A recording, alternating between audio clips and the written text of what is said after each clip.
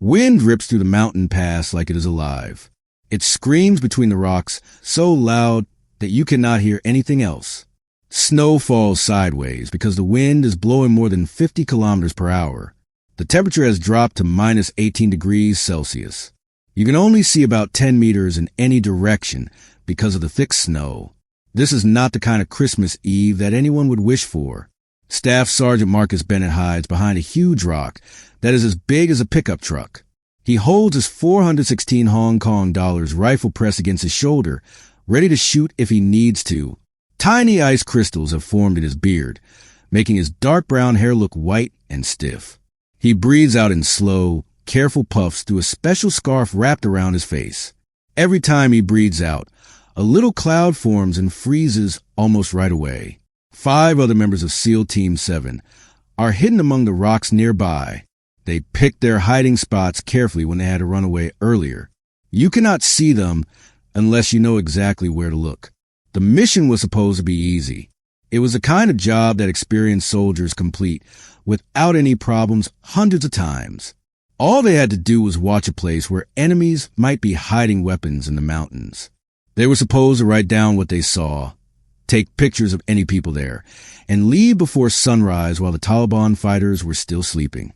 The people who gave them information promised good weather and said there would not be many enemies in the area. The information was terribly, dangerously wrong about both things. Lieutenant Commander James Holloway presses his gloved hand against his earpiece. He is listening to nothing but crackling static and a few broken words from the command center that barely come through. His jaw gets tighter every time he tries to send a message, and it does not work. The storm came out of nowhere about 3 hours ago. It was a strange weather event that trapped them in this narrow valley like animals stuck in a cage. The helicopter that was supposed to pick them up tried to come twice. Both times, the pilot had to turn back because he could not see anything, and the wind was strong enough to flip the helicopter over. The third try never happened. The helicopter turned around and left them stuck there. Petty Officer First Class Ryan Cole counts his bullets for the third time in 10 minutes. This is a nervous habit. He cannot stop even after 8 years in the military. He has 18 bullets left in the magazine that is in his gun right now. He has 3 more magazines in his vest. That is 72 bullets total. He has been in gunfights before. He has fought enemies in Ramadi and Helmand and many other places that all mix together in his memory. But he has never fought in weather like this. Never on Christmas Eve. Never this far from anyone who could help.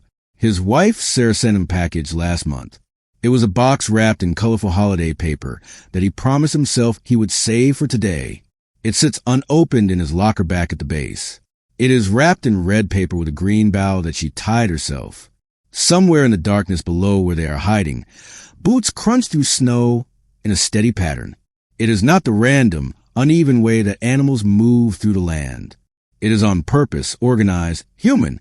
The Taliban fighters they have been watching from far away are now hunting them like professionals.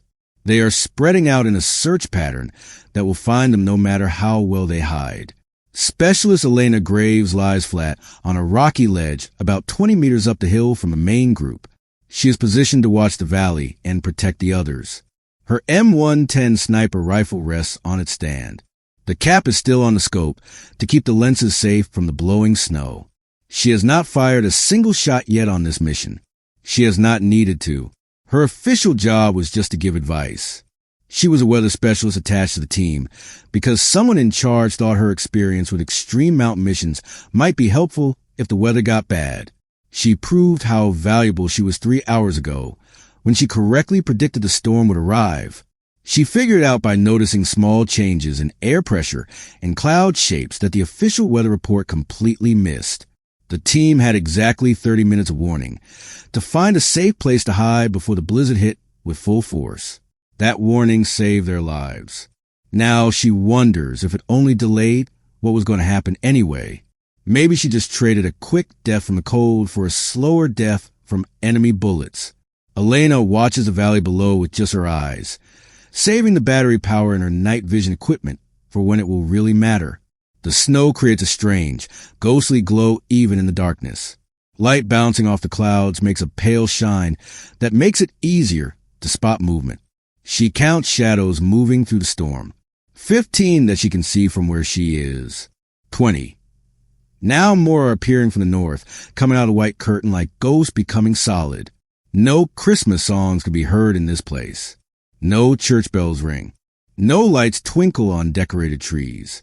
There is no warmth except what their bodies make inside layers of winter clothing. The holiday is just a date on a calendar. It means nothing compared to the immediate, harsh reality of trying to survive in enemy territory during a storm that should have stopped all missions. Bennett pushes his radio button with his gloved thumb, keeping his voice low and calm. Contact at 270 degrees. Multiple enemies. They are about 400 meters away and getting closer to us. Holloway responds with 2 quick clicks of his radio button. He stays quiet to avoid giving away exactly where they are. He knows what everyone else knows, but nobody wants to say out loud. They are outnumbered by so many that winning is unlikely. They do not have enough bullets for a long fight. The weather is stopping any rescue for many more hours. The numbers point to only one likely ending. Chief Petty Officer Daniel Wright has been a SEAL for 14 years. That is longer than anyone else on this team. He survived the Second Battle of Ramadi when his group held a building against 50 attackers for 6 hours. He survived 3 missions to Helmand Province. He survived a dozen secret operations in 3 different countries that will never appear in any official record. He knows in his gut when a mission has gone from hard to impossible. This one crossed that line the moment the storm trapped him here. The wind suddenly changes direction, clearing the snow away for just a second. In that brief moment, Wright sees a valley floor spread out below. Shapes move through the darkness with purpose and teamwork. Too many shapes. Way too many. He counts under his breath, giving each enemy a number. 32, 35, 40. The count keeps going up. His hand finds a St. Christopher medal hanging around his neck on a thin silver chain. He touches it through his cold weather gear. His grandmother gave it to him before his first mission to Iraq. She pressed it into his hand with shaking fingers and made him promise to wear it always. She said it would keep him safe, would protect him when she could not. He touches it now, not because of any religious belief, but just out of habit. The same way other soldiers might tap the side of their rifle for luck, or adjust their helmet to feel more secure. The enemy forces are spreading out with military skill, forming a loose circle that will slowly tighten around the American position. This is a standard Taliban search pattern done with the confidence of fighters who know they have their enemy trapped. They know Americans are somewhere in these rocks. They know roughly where based on a short fight earlier. Now, they are simply closing in, patient and careful. Petty Officer Second Class Thomas Harper holds his position behind a group of rocks that give him decent cover from the areas down the hill. Blood slowly seeps through the bandage wrapped around his left thigh. Dark stains are spreading across the tan fabric. The wound happened 40 minutes ago during their first contact when they made the decision to move to higher ground. A bullet, probably one that bounced off a rock, hit him just above the knee as he provided covering fire for the others. The bullet went through cleanly without hitting bone or major blood vessels, but it cut something important in the muscle. He can barely put any weight on the leg without blazing pain shooting through his entire body. Harper knows for certain that he is slowing the team down. He knows his ability to move is so bad that he is a problem. He knows that in a running fight or quick escape, he will be the weak link that gets someone killed. The others have not said anything directly. They do not need to. He can see it in their faces when they look his way.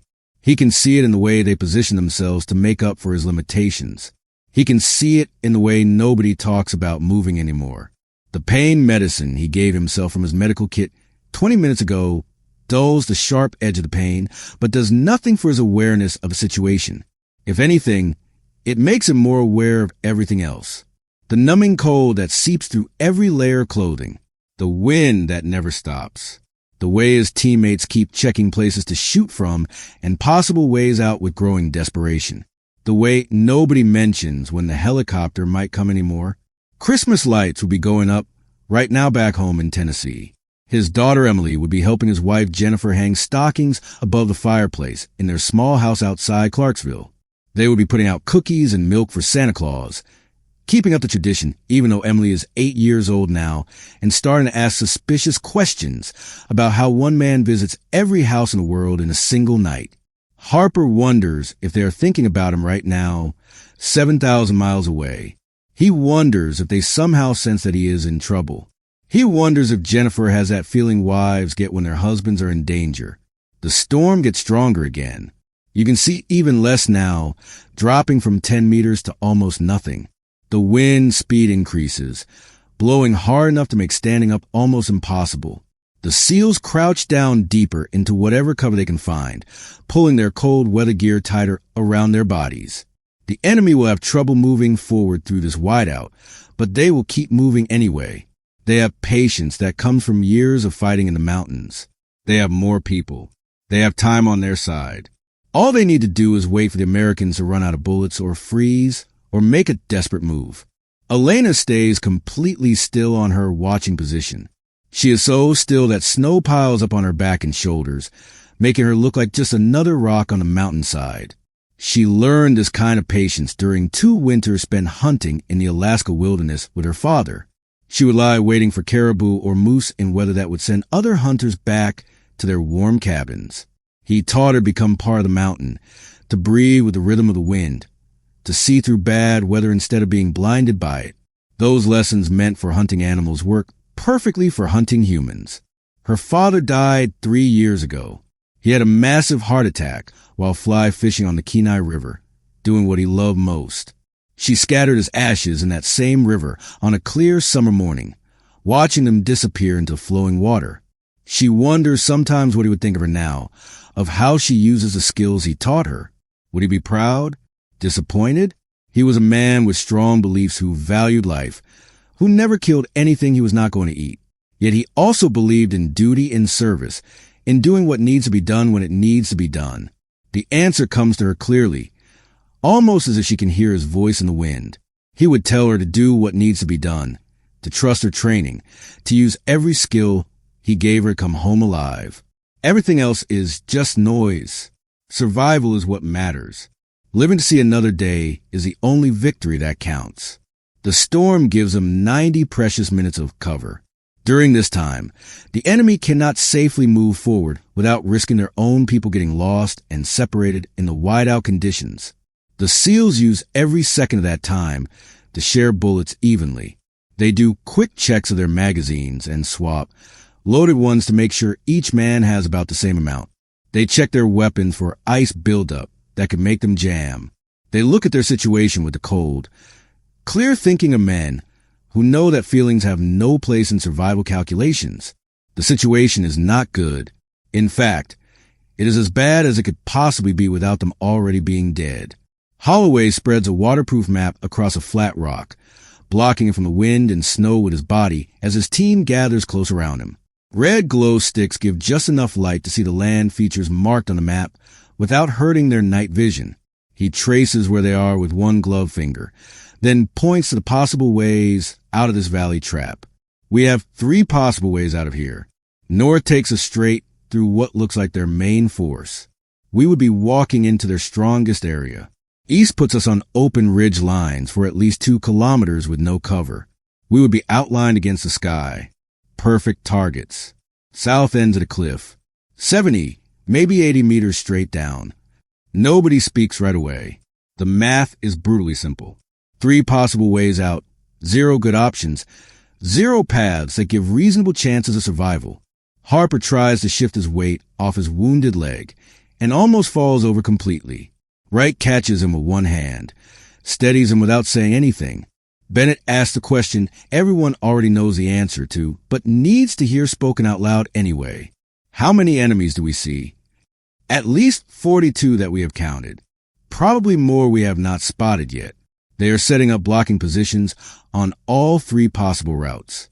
They know we are trapped. They are just tightening the noose now. Cole does the tactical math automatically. He cannot stop his brain from running the numbers. 6 American soldiers. 42 confirmed enemy fighters. At least 7 to 1 odds. Limited bullets for a long fight. 1 man seriously wounded and barely able to move. 0 air support available. whether stopping any rescue for at least 6 more hours. The math for survival does not work. The equation has no answer that ends with all of them going home. He thinks about Sarah waiting for him back home, about the way she smiled when he left, trying to be brave even though he could see the fear in her eyes, about how she made him promise to stay safe, to be careful, to come back to her. He promised. He meant that promise with everything in him. Now he is looking at the very real possibility of breaking it. Holloway folds a map with exact, controlled movements and tucks it inside his jacket. His face shows nothing, gives away no emotion. 16 years as a SEAL taught him to separate his feelings, to focus only on mission details and real situations, to never let the team see doubt or fear in their leader. But his hand shakes just a tiny bit as he pushes his radio button for another try to reach headquarters. Guardian Base, this is Ranger 7. Request immediate, quick reaction force support at our position. Multiple enemies closing in. Harper is wounded. Movement is limited. Weather conditions are critical. Rescue window unknown. How copy? Static crackles through his earpiece for long seconds. Then pieces of words come through the white noise, twisted and broken by the atmosphere. Ranger 7, negative on QRF. Storm system covering. 100 clicks. Earliest window, possibly dawn. Hold position and acknowledge. Dawn is 8 hours away. They will be dead or captured in 2, maybe 3 at most. Holloway closes his eyes for exactly 3 seconds. Long enough to accept what he already knew deep down. Long enough to make the decision he has been avoiding since the storm trapped him here. When he opens his eyes again, his voice is steady and calm. The voice of a leader. We break away and move south the cliff. If we can find a way down, we might reach the backup pickup point before they catch us. It is a long shot, but it is the only shot we have. Wright speaks carefully, keeping his voice neutral and factual. Sir, that cliff is a 100-meter straight drop in some places. In this storm, we cannot see the bottom. We have no ropes rated for that kind of climbing down. And Harper cannot rappel with that leg wound. I know, Chief. I know all of that. The words hang in the freezing air like the snow itself, heavy and suspended. Everyone understands exactly what Holloway is not saying directly. The south route is not really a plan. It is a desperate gamble that comes from having no other choices. It is also their only option that does not end in a gunfight against way too many enemies with an ending that is already decided. Harper speaks before anyone else can. He speaks before the team can start talking about leaving him behind. Leave me here. I will slow you down too much. I will give you covering fire while you move. I will buy you whatever time I can. Maybe enough time to get away. Holloway responds right away. His tone does not allow any argument or discussion. Not happening, Harper. Not even something we will think about. We all go together, or none of us go. That is final. Bennett checks his watch. The glowing dial shows 10:21 p.m. The storm will start to clear in 40 minutes based on the weather patterns Elena told them about earlier. Definitely less than an hour. Once they can see even a little better, the enemy will start moving forward again with confidence and speed. The window for any kind of movement is closing fast, shutting like a door that will not open again. 20 meters above their position, Elena adjusts her body slightly, shifting her weight to keep blood flowing in her legs despite the numbing cold. She has been listening to the radio talk on the team frequency, hearing their discussions. She knows the tactical situation as well as they do. She knows what the numbers mean. She knows that Holloway is making the best decisions he can based on information that is not complete. He does not fully understand what the storm makes possible for someone with the right skills. She has not talked directly to the team since they set up this defensive position 3 hours ago. Her role, as a mission plan described, is watching and giving advice about weather conditions. She is not part of the tactical planning or decision-making process, but she can see things from her high watching position that they cannot possibly see from down in the rocks. She has information they need. She can see how the enemy is spread out across the valley. She can see the gaps in their circle, the weak points in their search pattern. She can see how they move, the rhythm and timing of their advance. Most importantly, She understands exactly how the wind affects bullets at this altitude in these specific conditions with this particular ammunition. Elena pushes her radio button. Her voice when she speaks is calm, almost like she is having a regular conversation. It carries none of the stress that everyone else is feeling. Overwatch the team lead. I have counted 42 enemies. All positions marked and tracked. I recommend you stay where you are and do not try to move. Holloway responds right away. His voice tight. Negative. Overwatch. We cannot win a direct fight against those numbers. We need to move before the weather clears, and they close the net completely. You will not need to fight directly, sir. Give me 10 minutes. The silence on the radio lasts 5 full seconds. Then Wright breaks it, his voice carrying clear doubt. Graves, you cannot shoot well in these conditions. Nobody can. Wind is gusting over 50 kilometers per hour with no steady pattern. Snow is making it almost impossible to see. Your scope will fog over in minutes. Your barrel will collect ice, and you will be outlined against the sky with every flash from your gun. I understand the conditions perfectly, Chief. I have been measuring and tracking them for 3 hours. Bennett adds his own doubt to the conversation. Then you understand that what you are suggesting is impossible. Elena does not argue the point. She does not try to explain or give reasons. She does not try to convince them of anything. She simply states a fact and makes an offer. 10 minutes. After that, you can try your cliff climb if you still want to, but I think you will want to think again about your options. Holloway exchanges looks with his team in the darkness. Cole shakes his head slightly in disbelief. Wright looks openly doubtful. Harper just watches with eyes that are starting to glaze over from pain medicine, blood loss, and pain. Bennett shrugs slightly, the movement barely visible under layers of winter gear. The lieutenant commander makes his decision. He does not have many good options to choose from. 10 minutes will not really change their tactical situation one way or another. If Graves wants to try something, he will give her the chance. At worst, she wastes some bullets and draws fire that shows where they are. At best, she creates enough of a distraction to give them a small advantage in their desperate try to escape. Either way, they are no worse off than they already are. Copy that, Overwatch. You have 10 minutes. But the moment you start drawing fire on our position, you stop right away and move. Understood. Understood perfectly, sir. The radio goes silent. The team settles back into their defensive positions. Weapons at the ready, eyes looking through night vision into the darkness that shows them nothing but swirling snow. They give her 10 minutes because they have absolutely nothing to lose. Because they are already looking at 0% chance of survival. Because sometimes when every other option has failed, you trust your people to try something amazing, even when it seems impossible. But not a single one of them actually believes it will work. Not even a little bit. Cole whispers to Bennett. Keeping his voice low enough that the radio does not pick it up. She is going to get herself killed trying this. Bennett replies with the acceptance of a man who has agreed that death is coming one way or another. Maybe she will, but we are dead anyway if we try to run with Harper wounded. So we might as well let her try whatever she has in mind. Up on her watching position, Elena begins her calculations with the careful precision of an engineer solving a hard math problem. Wind speed and direction measured by watching snow patterns and feeling pressure against her exposed skin. Temperature affecting how the gunpowder burns and therefore how fast the bullet leaves the gun. Air pressure, how much snow is falling and how thick it is. Distance to each possible target. Height difference between her position and theirs. The way the Earth's spin affects bullet flight at this location. A dozen things that most snipers would think are impossible to figure out correctly in these conditions.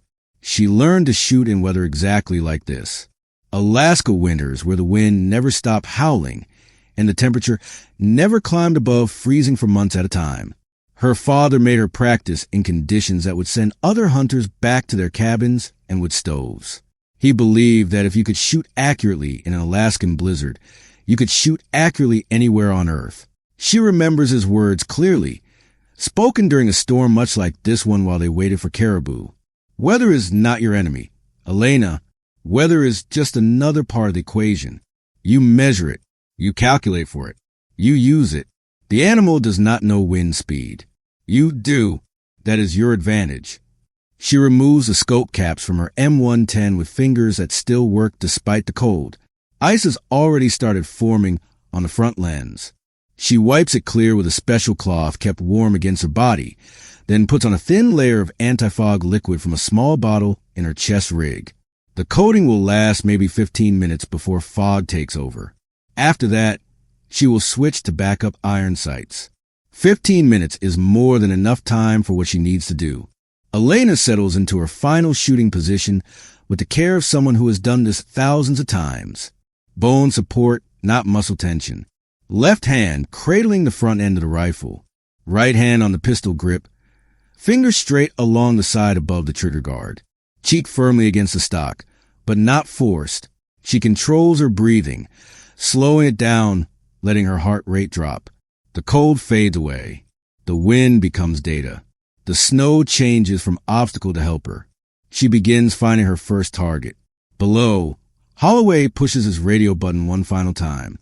His voice carries giving up and acceptance and something else. Something that might be hope, though he would never admit to feeling it. We will not make it. Not with 42 enemies and 0 support available. Harper cannot walk more than a few meters. Bullets are very low for a long fight. Weather stops rescue until dawn at earliest. If anyone is hearing this, tell command we completed our mission. Tell them we... He stops speaking, takes a slow breath, continues. Tell them we will not make it. Ranger 7 out. The message ends. The words fade into static and wind and the sound of snow hitting rock.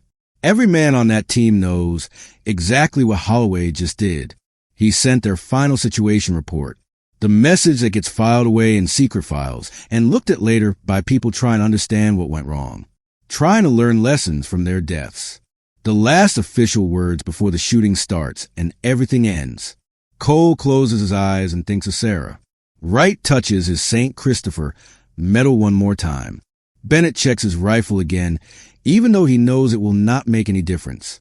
Harper tightens a bandage on his leg one more turn, getting ready for whatever comes next. And on the ridge above them all, Elena Graves breathes out slowly, holds a pause at the bottom of her breath, and begins to squeeze the trigger with steadily increasing pressure. Flashback, Fort Benning, Georgia. Sniper school, 18 months earlier. The shooting range stretched out before them. Targets were placed at distances from 200 to 1,000 meters. 23 students began the sniper training course. 21 were men. 2 were women. By the final day, 19 remained. Both women had made it through. The final test required 10 shots at unknown distances in different conditions. You needed 9 hits minimum to pass. 10 hits to graduate at the top of the class. The previous record was set by a Marine who later became a legend in Fallujah. He shot a perfect 10. Specialist William Patterson went first. Tall, confident, recommended by his commander as a natural shooter. He took his time, calculated carefully, made every shot count. 9 hits, 1 miss at 800 meters when the wind shifted during his trigger squeeze. He passed with honors. Specialist Elena Graves went last. Shorter than most of the men, quieter than everyone. From Alaska, though she rarely talked about it, she took her position behind the rifle and began her sequence without hesitation or show. 10 shots, 10 hits, 0 misses. She tied the record. The instructors looked at each other. Then they made her do it again, certain it was luck. 10 shots, 10 hits, 0 misses. She graduated second in class because Patterson had higher scores on the written tests. But everyone who was there that day knew the truth. She was a better shooter. Significantly better. Present day. Mountain Ridge. 10:24 p.m. Elena focuses on her first target through the scope. A Taliban fighter position behind a boulder 320 meters down the slope, slightly to the east. He made a mistake moving between positions earlier. He moved too quickly and showed his shape for just a moment. She tracked the movement, marked the location in her mental map, waited. The wind gusts from the northwest at 48 kilometers per hour, measured by watching snow drift patterns and feeling pressure changes against her face. At this range, in these conditions, with this ammunition, the wind will push her bullet to the right about 60 centimeters. Temperature affects how well the gunpowder burns, which affects how fast the bullet leaves the gun, which affects how it flies. At minus 18 degrees Celsius, she needs to add 8 centimeters to her aim to make up for the slower bullet. Snow falling between her position and the target creates very little interference with the bullet. At the slower speeds, her ammunition will reach at this range, but it does affect her ability to keep seeing the target. She waits for the natural rhythm of the gusts, timing her shot for the brief moment when the snow thins enough to confirm where she is aiming. Her crosshairs settle on a spot 60 centimeters to the left of where she actually wants a bullet to hit 8 centimeters above. The math is perfect. The physics are solid. The shooting must be flawless. She breathes out halfway, holds. The trigger breaks cleanly with 2 pounds of pressure. The rifle pushes back against her shoulder. The silencer reduces the sound to a dull thump, barely able to be heard over the wind. Through the scope, she watches the bullet fly, watches the impact, watches the result. Center of the body. The fighter drops without making a sound. Elena works the bolt with smooth, efficient motion. The empty shell pops out. A fresh round slides into place. The entire action takes less than 2 seconds. She is already finding her second target before the first man is finished falling into the snow. Below, the SEAL team hears nothing, sees nothing. The storm swallows sound in sight. They wait in their positions, counting down the 10 minutes she asked for, expecting nothing to change. Target 2. Taliban fighter crouched behind a rock formation 290 meters to the southeast. The wind has shifted slightly, now gusting from the north-northwest at 42 kilometers per hour based on the changing snow patterns. She adjusts her aim point 55 centimeters left, 7 centimeters high. Breathe. Hold. Squeeze. The second fighter goes down. Target 3 appears in her field of view. Target 4. Target 5. She works in order, dealing with the most dangerous threats first based on position and what weapons they have. The fighters closest to the SEAL team die first, then those with bigger guns that she can see, then those providing lookout for the main force. Each shot is calculated. Each shot is placed exactly where it needs to be. The enemy does not understand what is happening to them. Their men simply stop answering on the radio, stop moving, stop existing.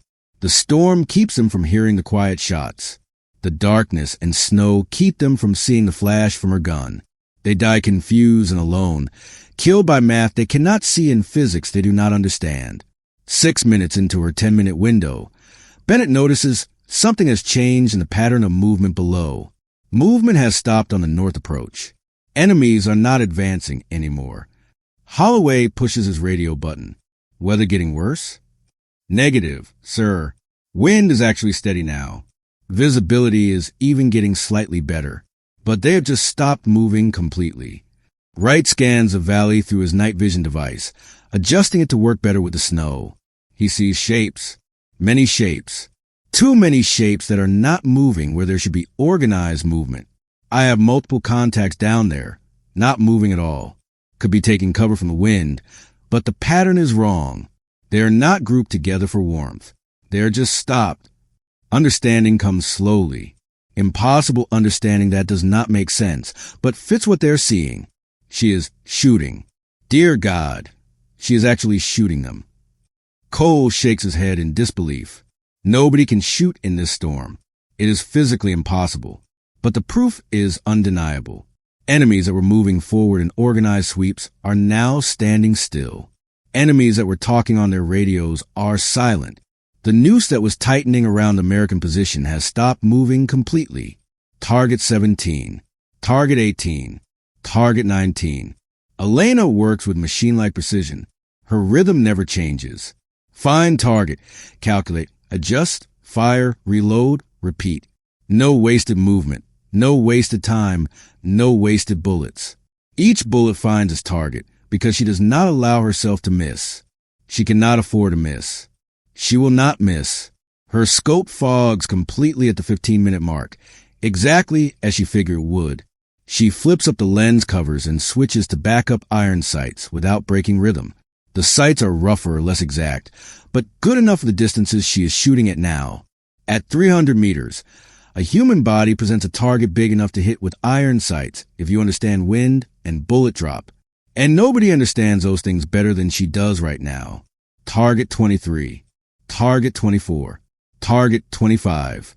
The storm that everyone else sees as a problem has become her weapon.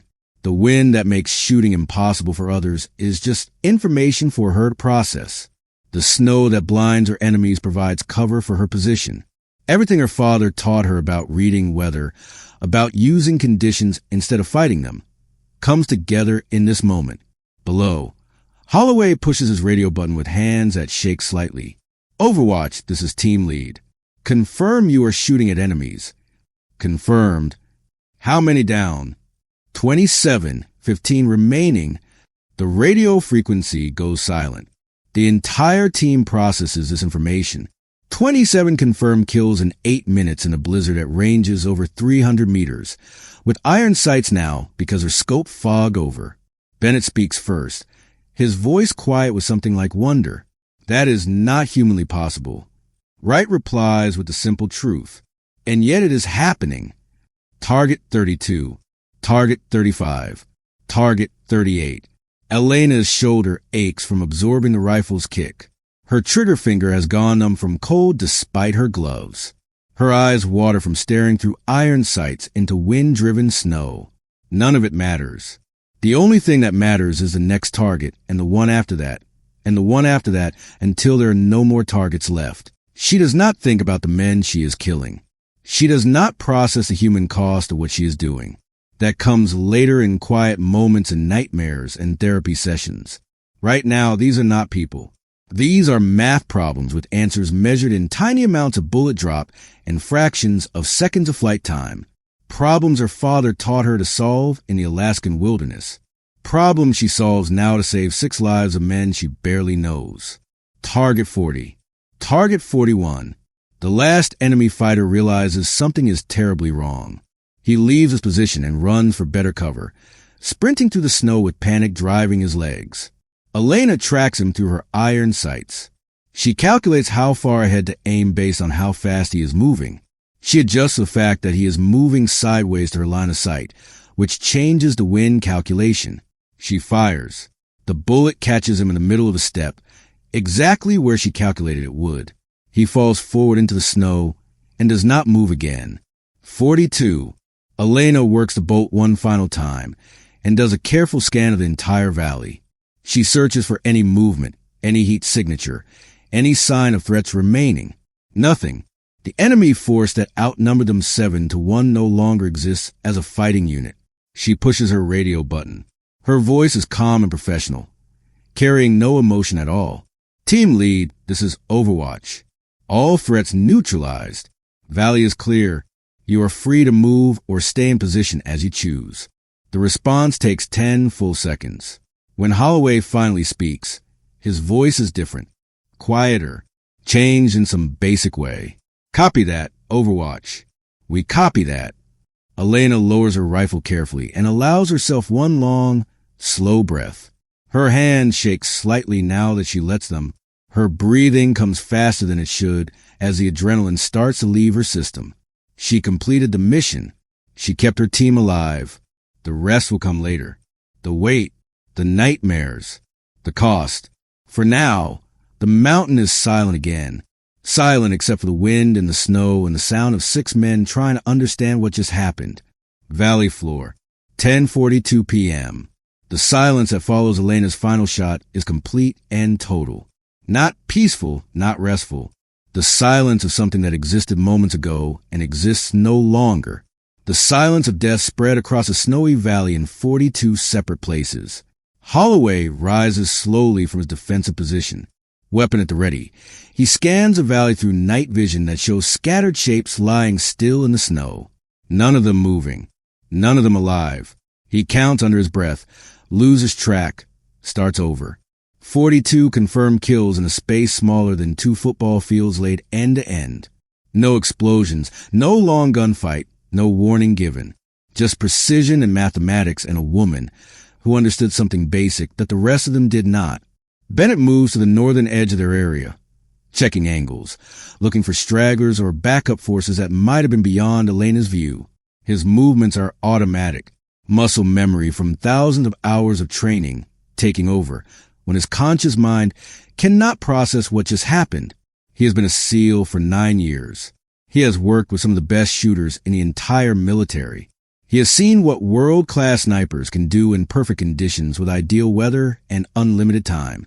What Elena just did exists in a completely different category. What Elena just did should not be possible. North approach is clear. No movement visible. No additional contacts. Right checks the eastern ridge line with careful precision. Same result. The enemy has stopped existing as a threat. East is clear. No hostile activity. Cole scans to the south, confirming the pattern holds across all approaches. South is clear.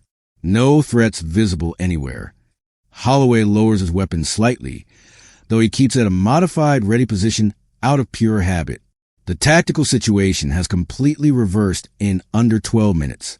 From surrounded and outnumbered with zero survival chance to standing in the middle of a cleared battlefield. From getting ready to die to getting ready to leave. From writing final messages to planning next moves. He pushes his radio button, speaking to the woman who just saved all their lives. Overwatch, team lead requests you come down to our position. We need to gather together and get ready for rescue when weather allows. Moving now. Elena gathers her equipment with organized efficiency that comes from years of field work. Rifle taken apart and secured in her pack. Empty shell casings collected from the snow and pocketed because professionals pick up their brass even on combat operations. Position area check for any trace of her presence. The ridge where she spent the last 3.5 hours becomes just another nameless rock formation again. She moves down the slope toward the team position. Her steps are careful on the ice-covered rocks. The adrenaline is fading now, replaced by the familiar bone-deep tiredness that follows extended precision work. Her shoulder throbs where the rifle stock made contact 42 times in quick succession. Her hands ache from gripping cold metal in below-zero temperatures for so long. Her eyes burn from staring through sights into wind-driven snow. She does not feel pride in what she accomplished. She does not feel satisfaction or victory. She feels empty in the way she always feels after taking lives, no matter how necessary it was. The math never counts for that part. The calculations never include the weight that settles on your chest afterward. The weight that builds up with each mission and never quite goes away no matter how much time passes. When she reaches a team's offensive position, 6 pairs of eyes track her approach through the darkness. Nobody speaks right away. What do you say to someone who just did what should be an impossible thing while saving your life? What words exist for that? Wright breaks the silence finally, his voice carrying real curiosity mixed with something like wonder. How? Just how? Elena shrugs slightly, the movement barely visible under her winter gear and equipment. The storm is not an obstacle if you understand it properly. Wind patterns at altitude are predictable within acceptable limits. Snow creates consistent interference patterns that you can calculate for. Temperature affects bullet flight in ways that can be measured and adjusted for. You measure all the variables accurately. You make the necessary adjustments. You execute the basics. That is all. Bennett stares at her like she just spoke a foreign language. You make it sound simple. It is simple to understand. It is just not easy to do. There is a difference. Cole asked the question everyone wants answered. Where did you learn to shoot like that? That level of accuracy in these conditions? Alaska.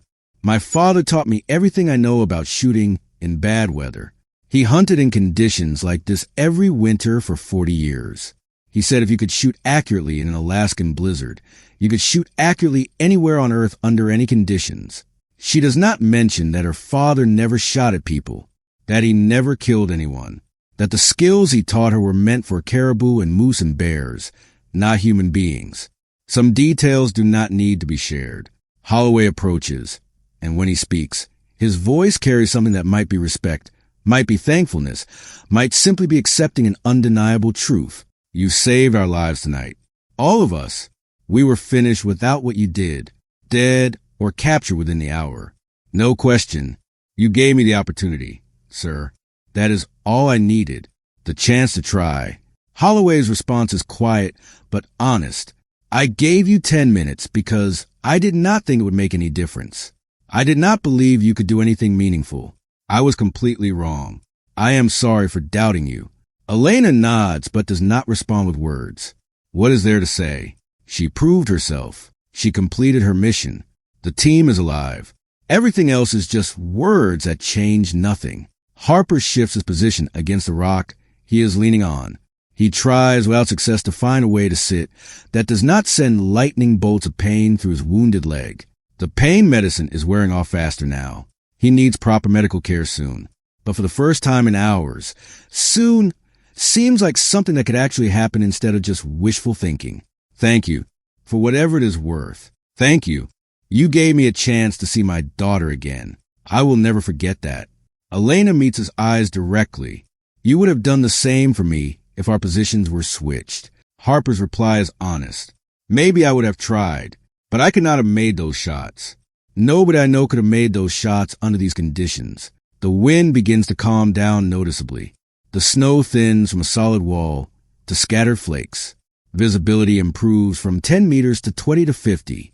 The storm that protected them and that Elena turned into a weapon is passing, moving east toward Pakistan. Within 30 minutes, the sky might actually be clear enough to see stars. Bennett pulls out his survival radio and tries to contact command. This time, the weather conditions cooperate. The signal goes through clearly. Guardian Base, this is Ranger 7. Immediate situation update. All enemies neutralized. Repeat, all threats eliminated. Harper is wounded but stable. Request pickup at primary site as soon as weather allows approach. How copy? The response comes through clear and sharp. The voice of the operations officer sounds almost shocked. Ranger 7, Guardian Base copies all. Say again. All threats neutralized. Confirmed. Status confirmed. All hostile forces eliminated. Valley is secure. No active threats remaining. Ready for pickup when helicopters can fly. Outstanding, Ranger 7. Pickup helicopters will launch in 15 minutes. Estimated time to your position is 90 minutes. Stand by for confirmation of approach. And Ranger 7, Merry Christmas. The words hang in the cold air like the snow that is finally stopping. Merry Christmas. It is still Christmas Eve. Will be for another 90 minutes. Despite everything, despite the fear and blood and 42 dead men, the date has not changed. The holiday continues. Cole looks at his watch. 10:48 p.m. Back in Tennessee. His wife Sarah is probably getting ready for bed now, checking one last time that everything is ready for Christmas morning. Their daughter is asleep upstairs with dreams of presents dancing in her head. A completely different world. A world where storms mean staying inside with hot chocolate, not math for killing. The team settles into a security circle while they wait for pickup. They follow standard procedures even though the valley is clear. Professionals keep their discipline no matter what the situation is. Elena finds a position slightly apart from the others and sits in the snow, her rifle across her knees. She stares at the valley below, at the shapes barely visible now as the snow stops and moonlight begins to break through the clouds. 42 people who woke up this morning expecting to see tomorrow. 42 calculations that ended in death. Wright approaches after a few minutes and sits beside her without asking permission. He does not speak right away, just sits in friendly silence, sharing the space. When he finally talks, his voice is quiet and thoughtful. I have been doing this job for 14 years. I have seen incredible shooters. I have seen people do things that seemed impossible. But what you did tonight, I will remember this for the rest of my life. We all will. Elena does not respond right away. When she does, her words are carefully chosen. I wish I could forget it. I wish these things did not stay with you forever. Wright nods slowly, understanding his eyes. The fact that it bothers you makes you human. That is important. The day this stops bothering you is the day you need to quit and find something else to do. They sit together in silence after that. Two professionals who understand that being excellent always has a cost. That being the best sometimes means carrying burdens others never have to lift. That some weights never get lighter, no matter how strong you become. The storm clears completely. Stars begin to appear through breaks in the clouds.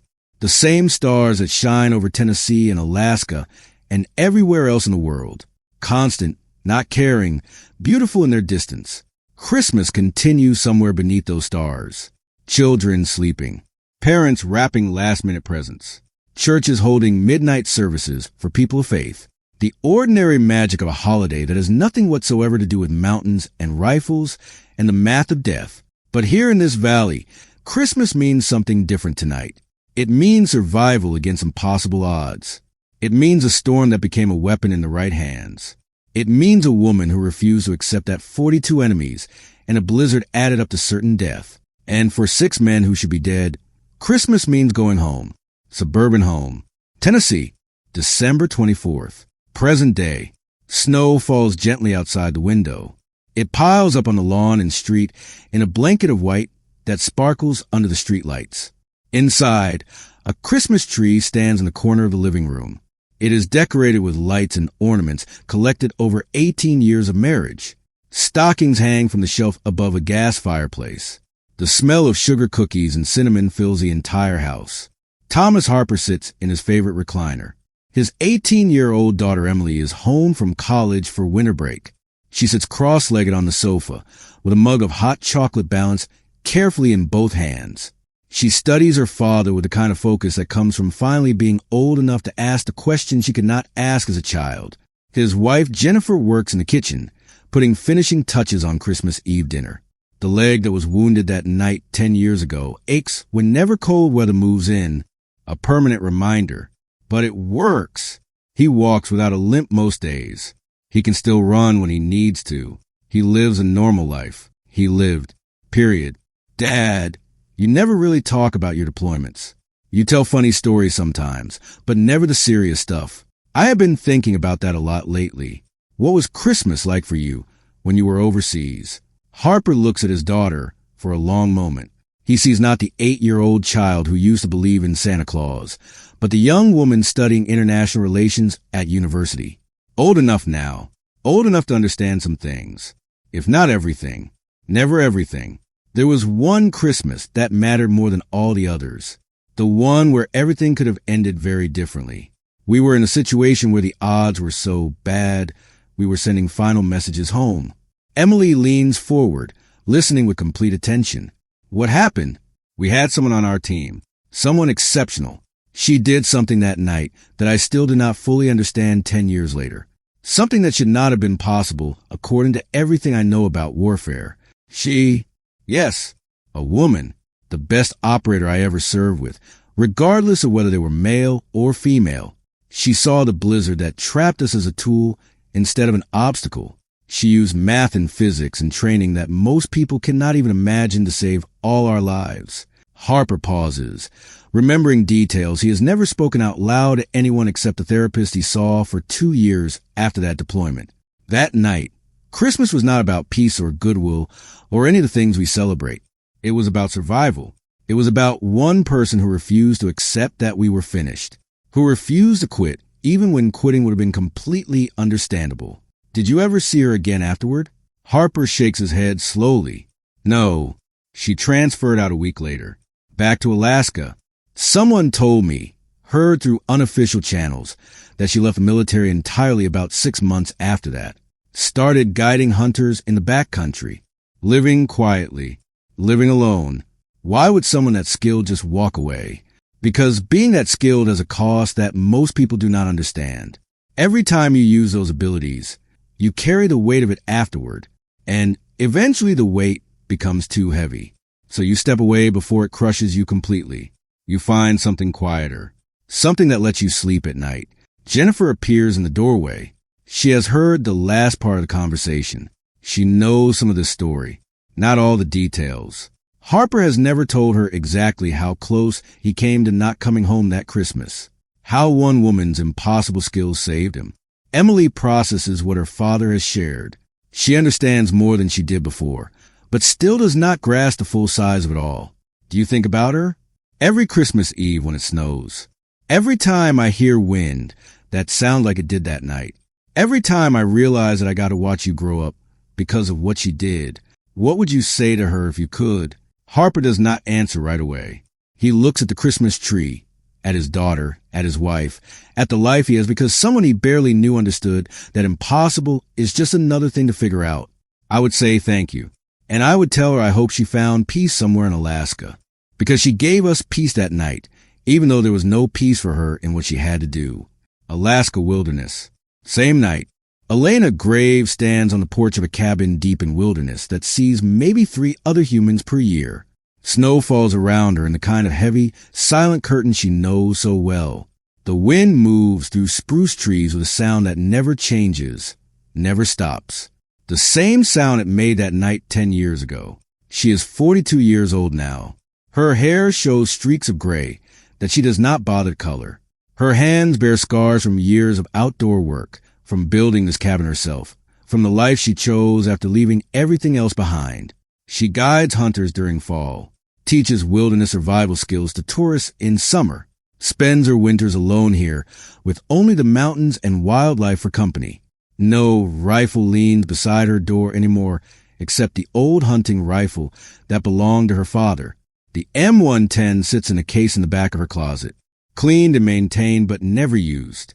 She cannot bring herself to sell it, cannot bring herself to touch it either. Inside the cabin, a small tree stands decorated in the corner.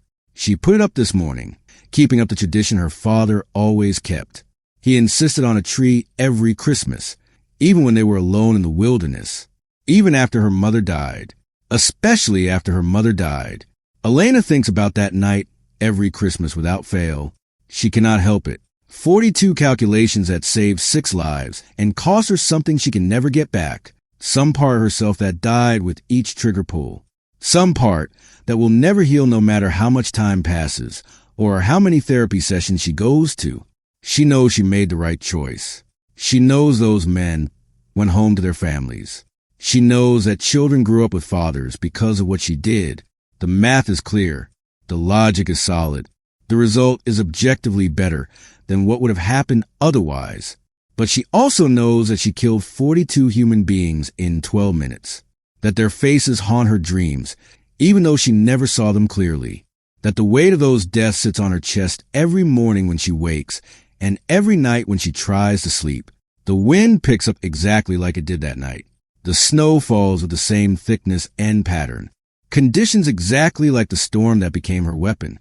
Elena watches and feels the old calculations try and come up automatically. Wind speed, temperature, bullet flight numbers. All the math her father taught her in these same mountains. She pushes the thoughts away firmly. That part of her life is over, finished. She is a guide now, a teacher, a woman who helps people experience wilderness safely and return home with photographs and respect for nature. It is enough. It has to be enough. Elena turns and goes back inside her cabin. She closes a heavy door. She locks it against the cold and the memories and the calculations that never stop entirely. She sits by her with stove with tea and a book she will not actually read. The same routine every Christmas Eve for 10 years. Outside, the storm continues. The mountain stands silent and eternal. And somewhere in Tennessee, a man tells his daughter a story about the woman who saved his life by refusing to accept the impossible. 2 lives connected forever by one night, one storm, 42 impossible shots that should never have been made. Elena closes her eyes and whispers words nobody will hear except herself. Merry Christmas, Dad. I used everything you taught me. I hope that makes you proud. I hope you understand why I had to walk away from all of it.